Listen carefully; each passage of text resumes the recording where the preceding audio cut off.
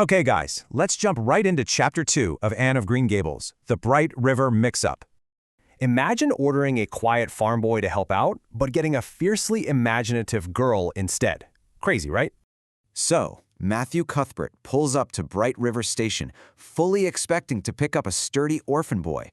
But when he actually steps onto the platform, literally 0 boys are waiting for him. Instead, there's just an 11-year-old girl sitting completely alone on a giant pile of shingles. Totally dreading explaining this massive mistake, Matthew awkwardly takes her on the hour-long buggy ride home. And honestly, during this ride, the most hilariously awkward dynamic starts to build between them. See, Matthew is terrified of women, but Anne, she's a total free spirit who literally never stops talking. She's got huge ideas, and as she points out, you need big words to express big ideas. Surprisingly, though, Matthew kinda loves her endless chatter. He quickly becomes her very first kindred spirit. But Anne doesn't just talk. She brings absolute magic to her totally ordinary surroundings. She actually calls caged trees orphans, projecting her own deep feelings of isolation right onto nature.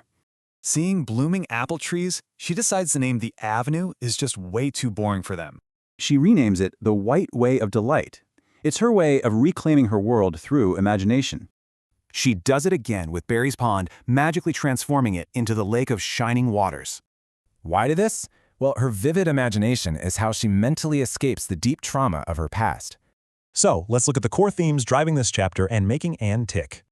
Anne absolutely insists her name is spelled with an E, purely because it looks more distinguished. That one little letter shows her deep desire to be elegant, not just a common orphan. These 3 things, imagination, belonging, and identity, are the main pillars driving her entire story forward. You see, her constant chatter masks a super desperate need to finally belong to a real family. When they finally reach Green Gables, Anne is absolutely thrilled to finally have a real home. Meanwhile, Matthew is eaten up by silent guilt, knowing she'll be crushed when she learns the truth. Anne's journey is super relatable. Like a lot of teens, she's on a universal quest to discover herself. So, if you could rename your world to reflect your true identity, what would you call it?